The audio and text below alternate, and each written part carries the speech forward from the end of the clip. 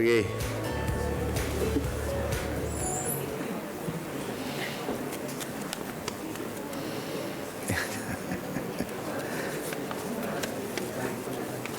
Buenos días. Perdonen el atraso, pero la vida es dura, la movilización es dura. Primero quiero darle una bienvenida, agradecerles que hayan venido. Tenemos hoy día un evento muy importante. Normalmente cuando yo doy las bienvenidas me pongo a hablar de algún tema y digo algo y me aprovecho, pero eso ya no se puede hacer, sería un abuso, así que no voy a hablar nada. Simplemente quiero agradecerle al Ministerio de Hacienda por su generosidad. Muchas veces los ministerios de Hacienda invitan gente y gente tan importante como el caso del profesor Thaler, pero no tenemos tiempo de compartir en comunidad con ellos y es lo que el ministro generosamente nos ofreció, traerlo a la FEN a Richard Thaler. Así que quiero agradecerle muy especialmente al ministro de los nuevos tiempos que quiere compartir la visita. De más está decirle, tampoco voy a hacer una gran introducción de Richard Thaler. Tenemos la oportunidad de tener aquí no solo un gran economista, un premio Nobel, sino alguien que nos hace pensar de manera no estándar. Esto no es lo que normalmente nosotros enseñamos ni está en el core, pero obviamente es como de las cosas más importantes que hemos aprendido en el último tiempo, y es ver estas desviaciones de la racionalidad económica, todos estos temas de la economía del comportamiento.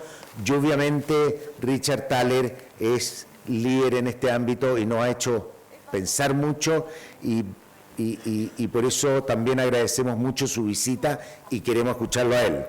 Pero obviamente antes de escucharlo vamos a pedirle a nuestro patrocinador, el ministro de Hacienda, que nos dirija unas palabras antes de tener al profesor Thaler. Gracias.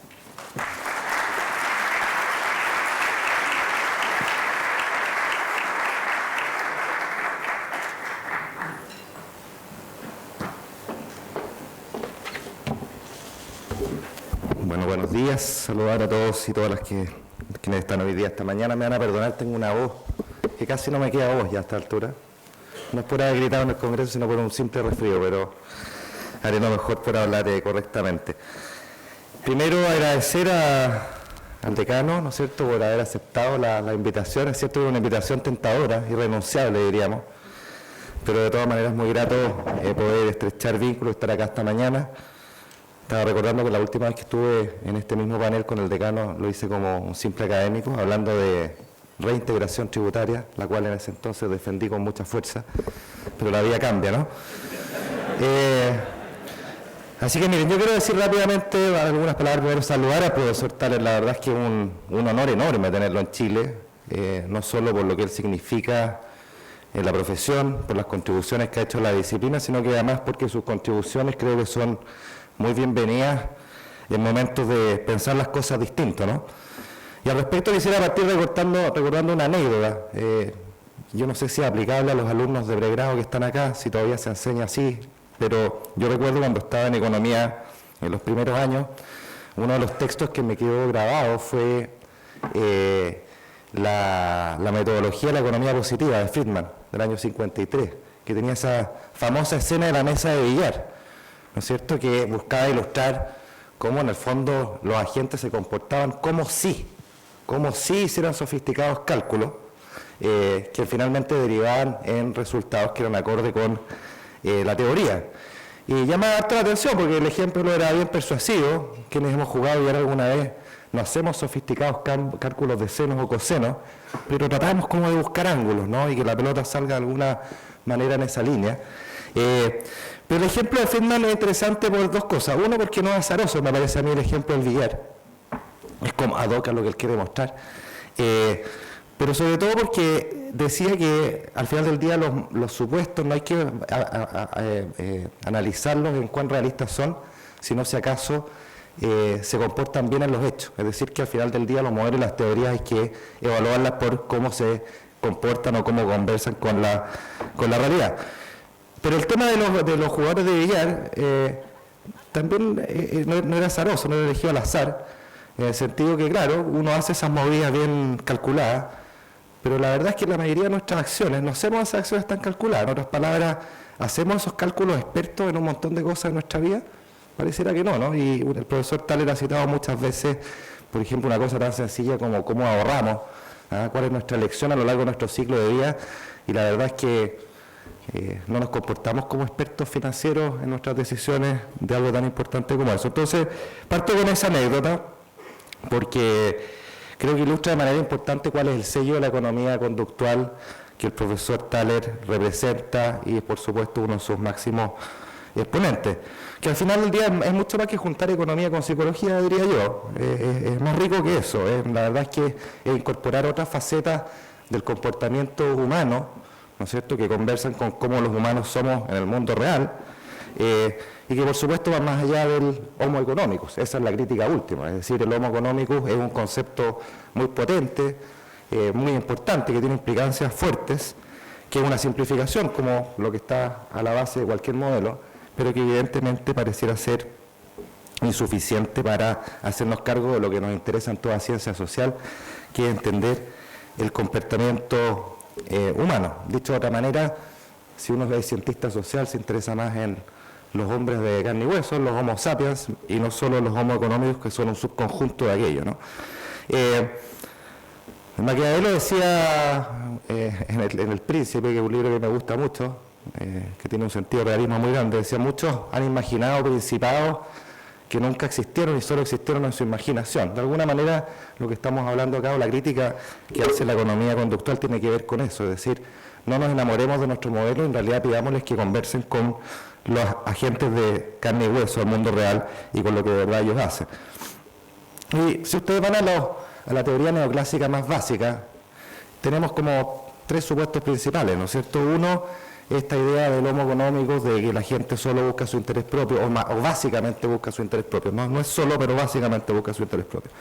Segundo, que los agentes tienen preferencias bien definidas y expectativas que no están sesgadas, ¿no?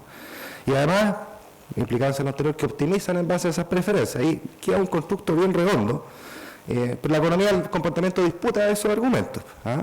No per se, no porque sean malos per se, sino que porque le pedimos eso que Friedman pedía, que sean consistentes con la realidad. Y como el mismo profesor Thaler ha señalado, esta rama de la economía conductual se basa en teorías descriptivas del actuar de las personas que buscan incorporar dimensiones humanas, más allá de las típicas características que vemos en los agentes racionales de las teorías clásicas, ¿no? De hecho, las personas, nos dice el profesor Thaler, hacemos juicios y predicciones sesgadas, muchas veces consistentemente equivocadas, que es lo más increíble, ¿no? A través de heurísticas que nuestro cerebro utiliza. También analiza el profesor Thaler la forma que tomamos decisiones en situaciones de incertidumbre, que bien sabemos que todos nos hemos enfrentado a eso, tomamos decisiones bien curiosas muchas veces. Y algunas de las conclusiones que de ahí derivan parecen sorprendentes en el paradigma tradicional en el cual todos nos educamos, pero en realidad no son tan paradojales. Quiero subrayar este punto. ¿Cuáles son estas paradojas que aparecen, ¿no? Que tendemos a valorar más el presente que el futuro? No parece tan paradojal. Que somos más cautelosos ante la posibilidad de la pérdida que la de la ganancia, o sea, tenemos aversión al riesgo. Que cuando nos regalan algo, probablemente le damos un mayor valor. Este es el efecto dotación, por ejemplo, ¿no? Y digo que parecen paradojal, pero no son tan paradojal, porque, no sé, yo me imagino que todavía se lee a Adam Smith en las facultades de economía, y cuando uno lee a Adam Smith y va a la riqueza de las naciones, pero también a la teoría de los sentimientos morales, encuentra muchas de estas intuiciones, ¿no? Y Adam Smith diría: oye, ninguno de estos supuestos neoclásicos hay que darlos por buenos por sí solos, ¿no? Adam Smith decía que tenemos limitaciones cognitivas, tenemos sesgo a la hora de tomar nuestras decisiones, tenemos una forma de interrelacionarnos con el otro que desafía este paradigma del solo interés personal. Ustedes bien saben un concepto clave en Adam Smith, el concepto de simpatía, ¿no? O empatía, este interés por el otro, este interés por el bien común, este interés por la justicia, y que está tan lejos de esa caricatura que se ha hecho Smith, que es el homo económico, es todo lo contrario, ¿ya? El exceso de confianza, por ejemplo. Smith constataba, observando a la gente, bueno, que la gente se creía que sabía mucho más de lo que de verdad era. La aversión a la pérdida, lo manifestaba con la idea del dolor o del placer. Decía que el dolor era mucho más marcante que el placer. ¿Ah? Y por último, es súper importante, las preferencias intertemporales. Tanto Smith como David Hume vieron tan requete claro que la gente tiene una preferencia por el presente salvaje y que eso es un gran problema para el ahorro. Y entonces, el punto que quiero plantear acá es que sorprendentemente muchas de estas cosas no tradicionales, que son las que plantea la economía conductual, el profesor Thaler, son en realidad cosas que están en la base de las preguntas económicas que nos hemos hecho, y es valioso que hoy día se redescubran ancladas en la evidencia. Miren, tenía más palabras, no me quiero alargar más, simplemente decir que a la luz de este redescubrimiento, a la luz de una economía que incorpora estas variables y que la ancla en evidencia, hay una serie de implicancias de política pública bien potentes, que yo creo que son valiosas, sobre todo en estos momentos, ¿no? Tienen implicancias y hay sugerencias, ¿no es cierto?, en temas de los planes de ahorro, de las pensiones, el involucramiento de los padres en la educación, los sistemas de devolución de impuestos, entre muchos otros, y se basan en esta idea de generar o inducir, dar ciertos empujones a las decisiones que nosotros tomamos, que son consistentes con, uno, las limitaciones cognitivas que nosotros tenemos, ¿ah?, pero respetuosas también de la libertad. ¿Ah? Diríamos que es un paternalismo libertario. Estas opciones por default, por ejemplo, donde nos inducen a tomar algo que es bueno, pero que no tomamos, bueno, tienen la maravilla de ser respetuosa de ambas cosas, de reconocer nuestras limitaciones, pero de valorar la libertad. Entonces, solo para concluir, y volviendo al problema así como metodológico y la invitación que nos hace la economía conductual, yo diría que acá la invitación es súper clara. ¿Ah? En las teorías económicas, y en realidad toda teoría, ¿ah?, toda ciencia, ¿ah?, deberán abandonar el razonamiento inductivo y más bien tener un enfoque deductivo anclado en la evidencia. ¿Ya? Lo que le pedimos a cualquier ciencia es que sus resultados conversen, o sea, pasen el test de la realidad, y creo que eso es lo válido para la economía también. Creo que por último hay un llamado en la invitación de la economía conductual bien potente para nosotros economistas, ¿no?, que es enriquecer nuestra mirada sobre el ser humano y su comportamiento. ¿Ah? Y es imposible, permítanme terminar con esto, no recordar aquí estas palabras de Hayek en el dilema de la especialización, que decían algo así como: ningún economista puede ser un gran economista si solo es un economista. Y de hecho, decía Hayek, estoy tentado a señalar que aquel que es solo un economista probablemente sea un problema, cuando no un riesgo para la sociedad. Muchas gracias.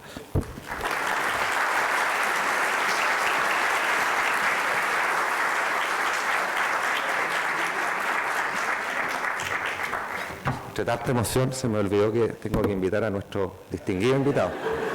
Professor Thaler, thank you for coming, and the floor is yours.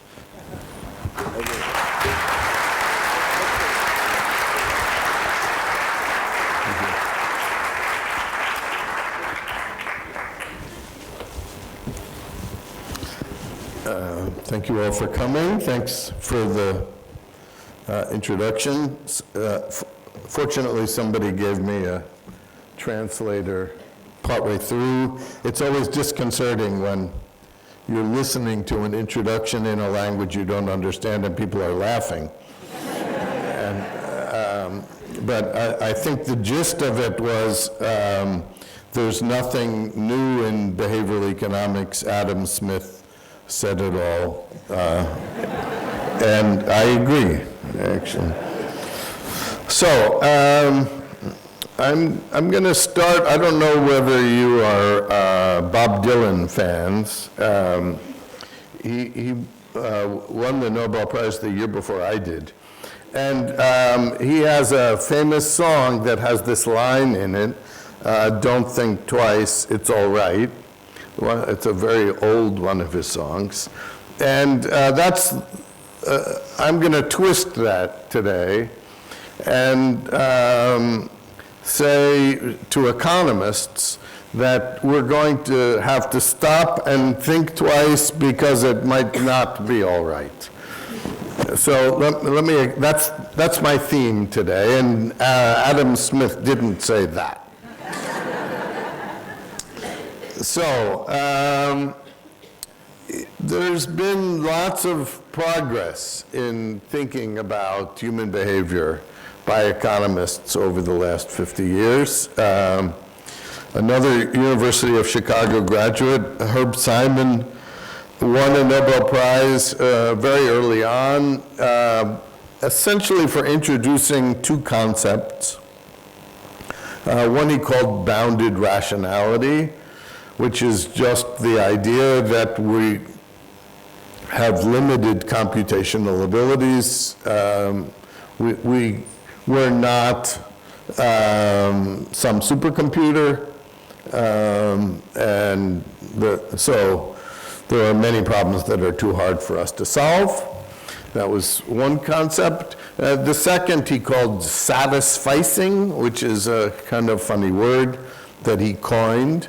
And what he meant by that is, in some situations we won't try to optimize. Instead, we'll settle for some solution that seems good enough. And of course, we have to do that. If we go to Amazon to look and find a book, and if we want to find the best possible book to read, we would spend the rest of our life on the website. In the same when we go to the supermarket, choosing the optimal consumption bundle, the choosing would take the rest of our lifetime, given the processing speed of the computer that we have up here. So, so those were important concepts. I will say, without any meaning to slight Simon at all, that I think his effect on economics was minimal. And partly for the reason that the minister alluded to, which was Milton Friedman's as-if excuse. And I don't know whether Friedman was thinking about Simon. I think it actually predates it. But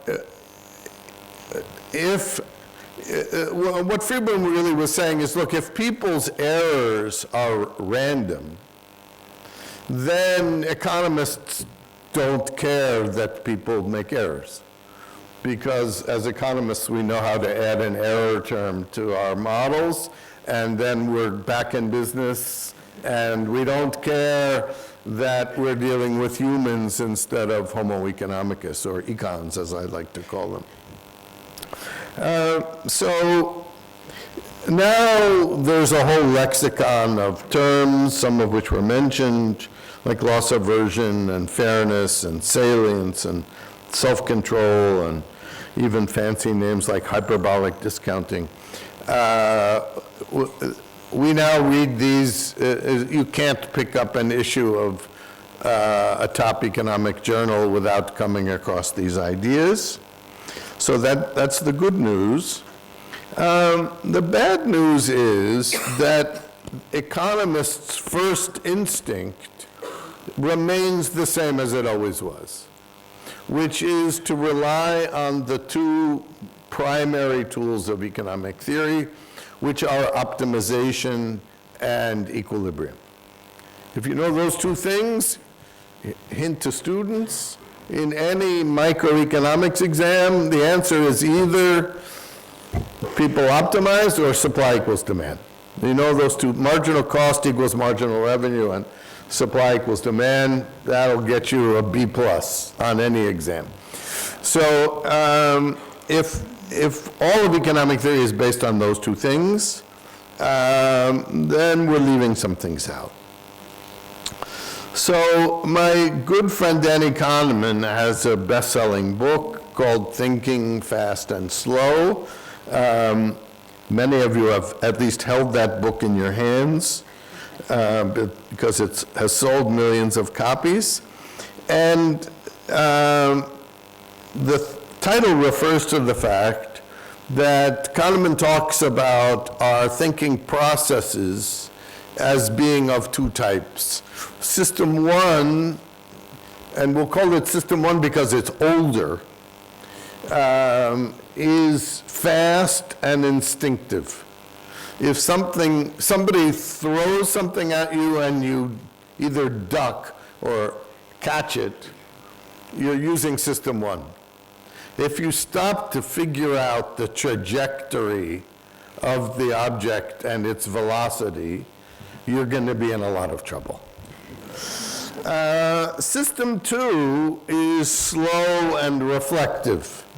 So if you try to think about how much money you need in order to be able to afford to buy some house, you need to make some calculations, maybe open a spreadsheet and do some research. So that's system two thinking.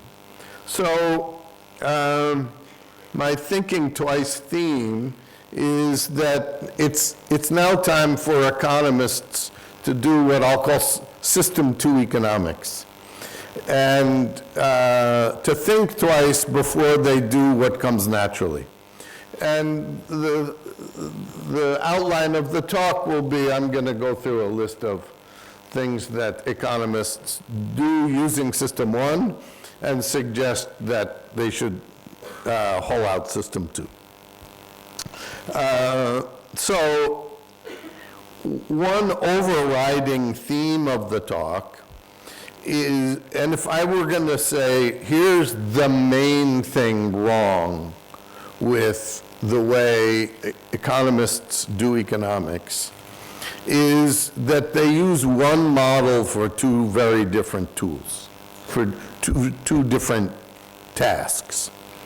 And that is, we use a model and it's meant to describe the optimal solution to some problem and to describe what people do, right? So that as if, what Friedman was saying is, expert billiards players, as if they were playing as if they were solving systems of simultaneous complex differential equations in their heads before they make some shot.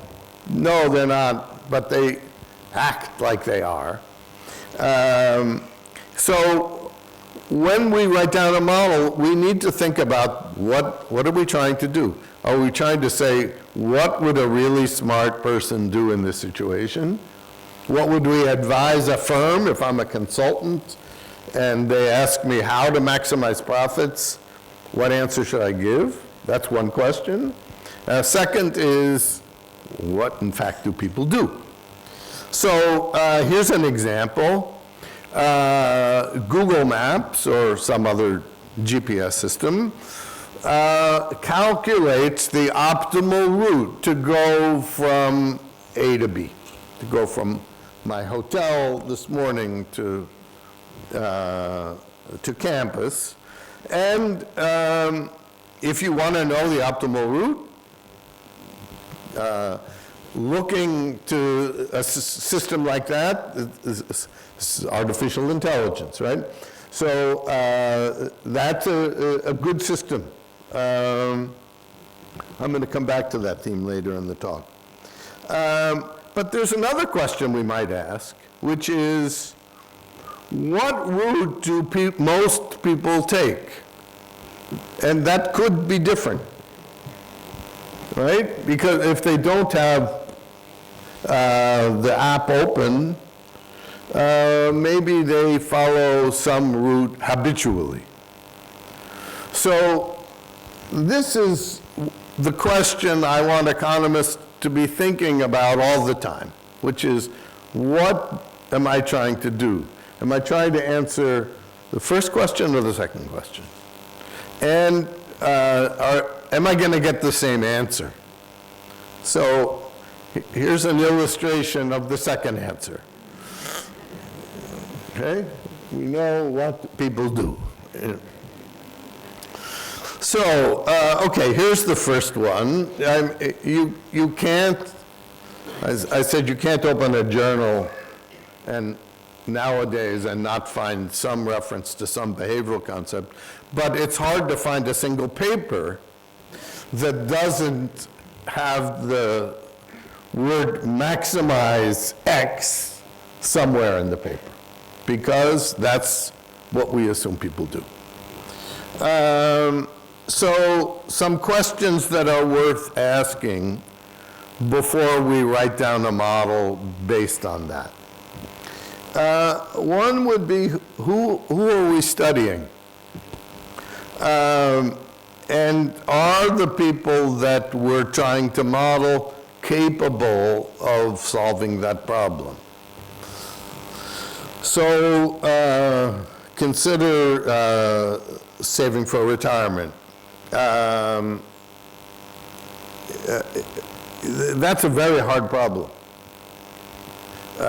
If you write down the problem, say for a student, we're assuming that the student forecasts his or her future earnings over his lifetime and return on investments and life expectancy and preferences, and then solves some very complex problem and chooses optimally, and has no self-control problems, so is never tempted by some large screen television to diverge from the solution to this model. And that problem is easy compared to the second part of the life cycle saving that I don't, to my knowledge, Modigliani never even talked about, which is, what do you do when you're my age and you're supposed to have stopped working? Nobody, I didn't get that memo. So if you're in retirement, and think about this, the problem of a couple that has a nest egg of, say, $1 million, and they want to spread that out over their joint lifetime and possibly leave some bequests. That's a really hard problem, much harder than the first one. And to just assume, oh yeah, people will optimize, just max, write down some max. No. In fact, I don't know a single economist who has confidently claimed to have solved either of these problems for themselves. My friend David Leibson, who's a younger, smarter, better-looking version of me, once claimed to me that he thought he had done a pretty good job of solving the life cycle problem for himself. This is when he was in his mid-30s, I think. And he had recently gotten married to a mathematician, so that added plausibility to the idea that he could solve this problem. But I asked him, had he included the probability of divorce in his calculations? And then he just said, okay, you're right. So another question that we need to ask is, how often is this task done? So saving for retirement, once, unless you believe in reincarnation. So we don't get a lot of practice. If you wake up at age 60 and you realize that you have 1 year's income saved, you probably realize that's not enough, but it's too late to do much about it. So whereas a problem I think most families have solved is how much milk to buy when they go to the grocery store. They know how much they use, they know how long milk lasts, and they get lots of practice. So if you do something once or twice a week, you're going to get pretty good at it. Most of us are moderately good at driving a car, which is kind of miraculous. And thank God for that, because we're trusting all the drivers around us to be moderately predictable. But that's because we've been practicing it since we were teenagers. And most teenagers aren't very good at it. Right? But if these are, the bigger the things that we're talking about, the less practice we get. You get married once, twice, not too often.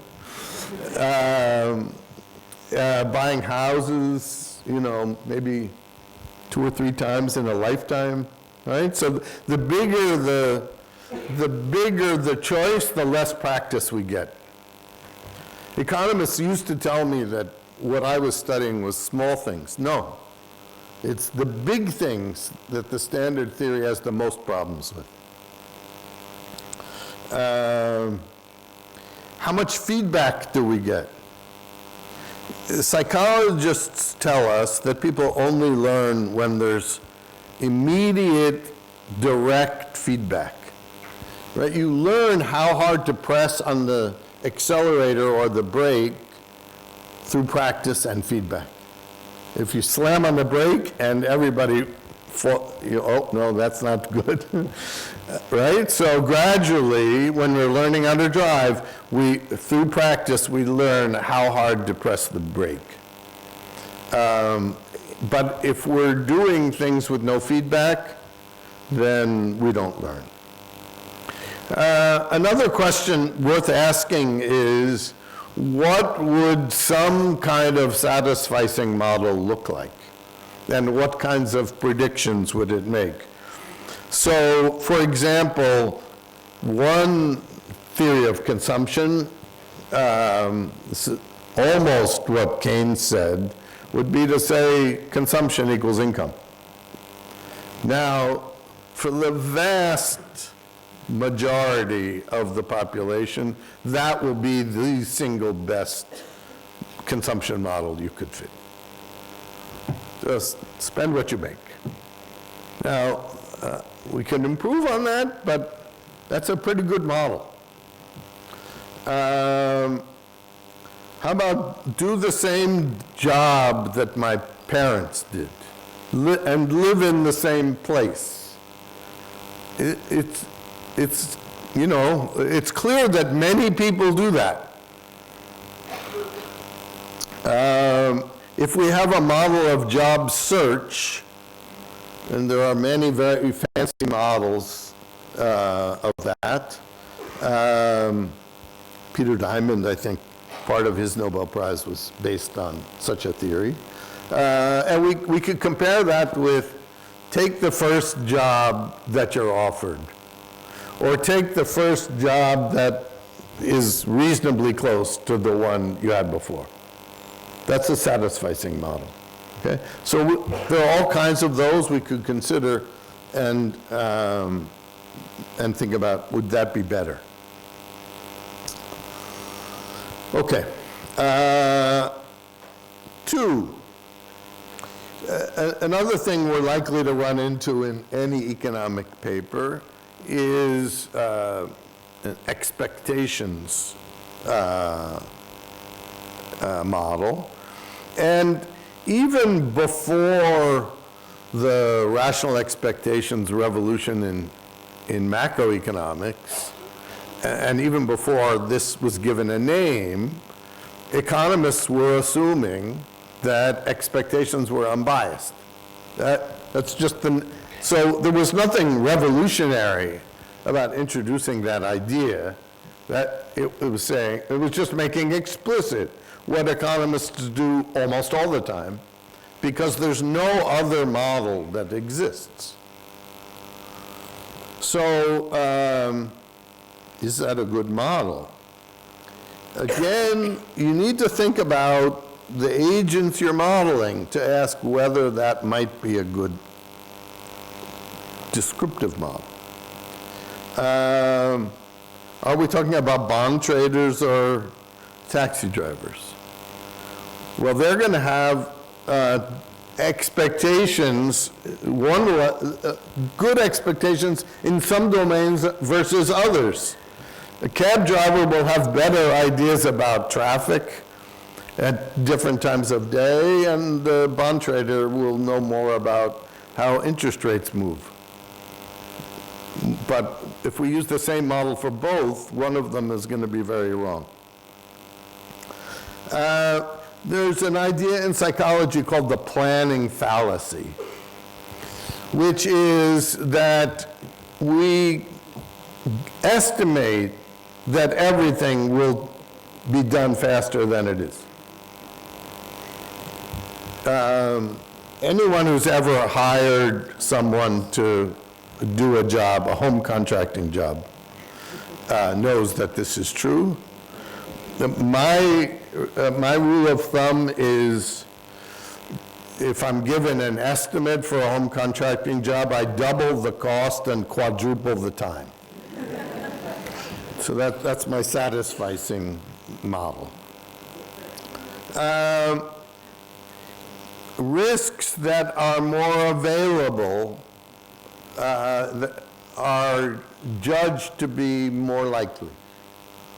Okay, that's a behavioral model of expectations that differs from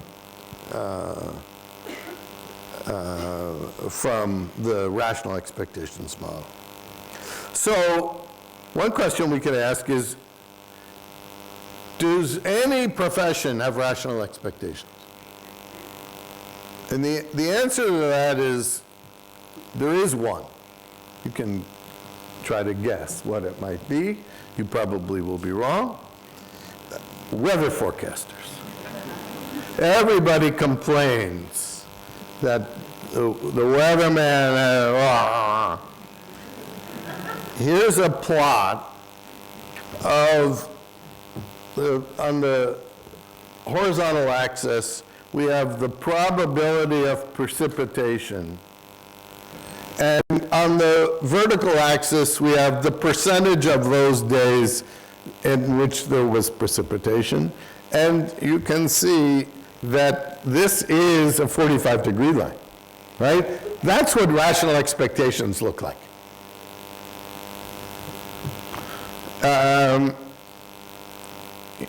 It turns out we're pretty good at forecasting hurricanes, too. So here is the forecasted path of a recent hurricane in the US, and you can see the dotted lines were the range, the confidence limits that were given by the US Weather Forecasting Bureau, and then the dark line is the path that the hurricane took, and you can see the forecast was very good. This was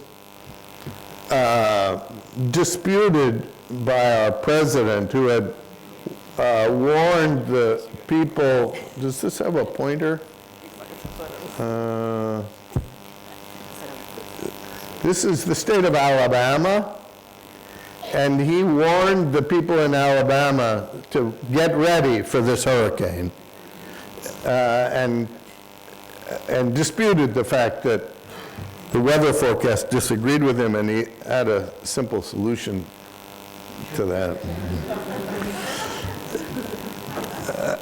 Now, what about physicians? Here we don't see a 45-degree line.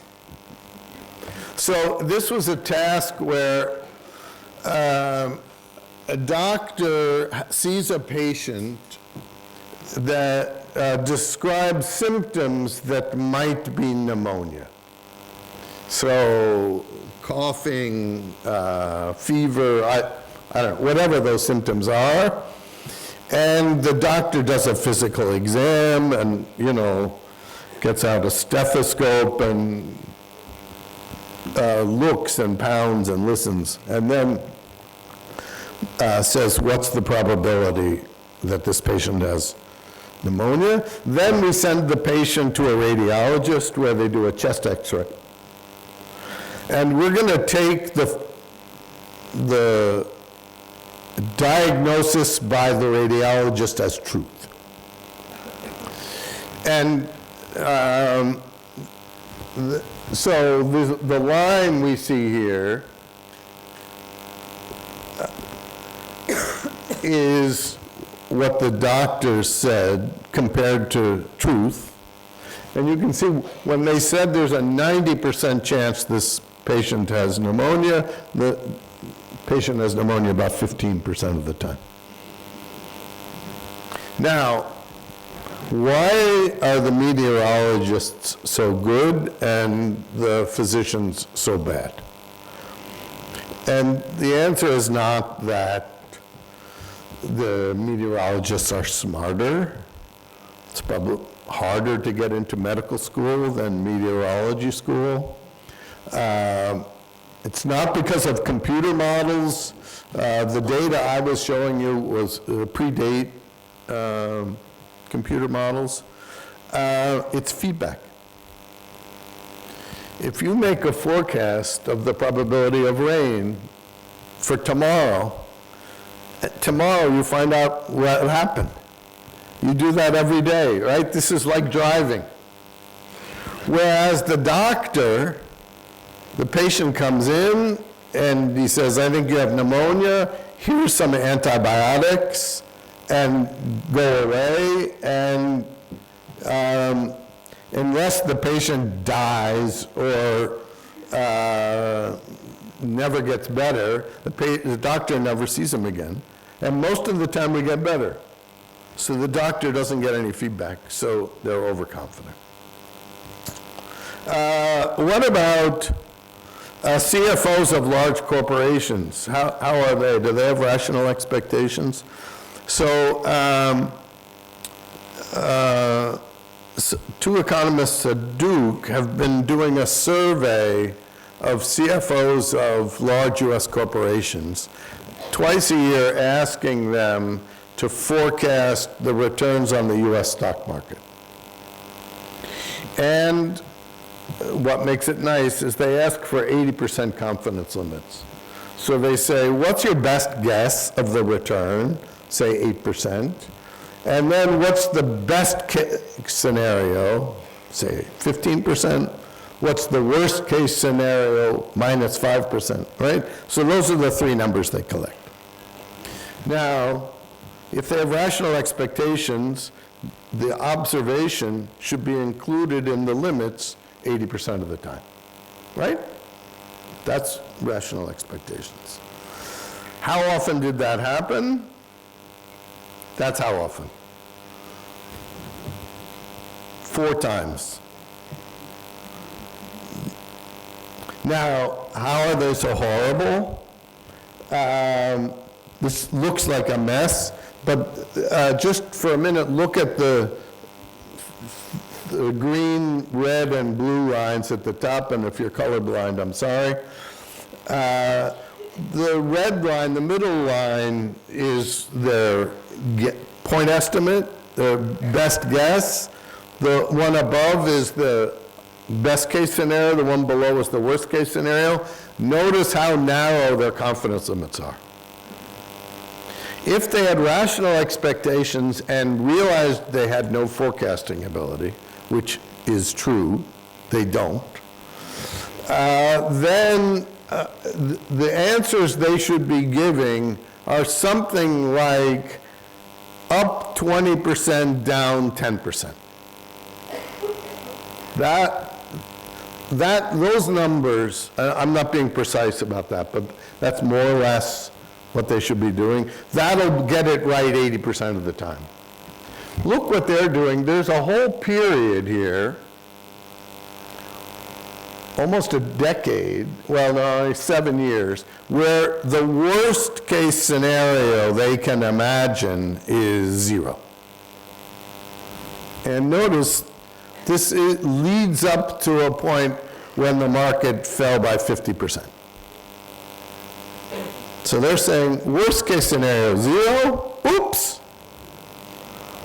And the only time their forecasts allowed for a significant drop was at the end of 2008 when the market had already dropped. So After it drops, then they get worried. While it's going up, they think it only goes up. Okay. Here's another thing economists do instinctively, is we say people maximize utility.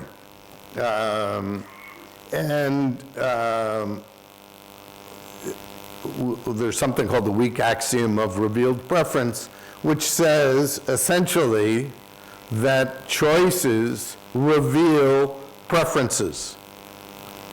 So if you ask me whether I want sparkling water or still water, and I say sparkling water, that implies that I prefer sparkling water to still water. Now, in that case, that's probably right. Why? Feedback. Right? I've had enough opportunities to make that choice, and I probably have a good idea which I like, maybe even which I like under what circumstances. So that's going to be pretty good. But do choices always imply preferences? Not necessarily. Suppose we observe that Joe, I should say Jose, smokes. Does that mean that Jose prefers to be a smoker? Maybe not. What if he pays money to some service to help him quit smoking? Now, the idea that he rationally prefers to smoke and that we can infer that preference from the fact that he does smoke should be giving an economist a headache. What if somebody spends 4 hours a day on Facebook or playing video games? Can we confidently conclude that that person prefers that allocation of time? And again, we could ask, suppose that they've installed an app that restricts how much time they can do spending one of those activities. Well, again, then, all right, what are we supposed to make of that? And there's a literature that goes back to the 70s, done by psychologists originally, showing that we can ask a set of questions and elicit the preferences that A is preferred to B and B is preferred to A. And if that's true, then economists should tear their hair out if they have any left. So here's an example from public health care, which, and I should say most economic models of healthcare implicitly are assuming that doctors and patients are making rational choices. So here's a fact. If you have a heart attack and survive, the doctor will prescribe a 3-drug regimen of statin, beta blocker, and ACE inhibitor. If you take those 3 drugs, the probability of having a second heart attack is reduced by about 1/3, I think. So we should figure almost everybody will do that. And what do we find? Somewhere between 1/3 and 1/2 of patients don't follow that regimen. And making it free doesn't help much. So what should we conclude from that? Is swallowing 3 pills too much work? Do people really not want to live? Do they want to have another heart attack because that was so much fun? Do they think they know better than the doctor? You can see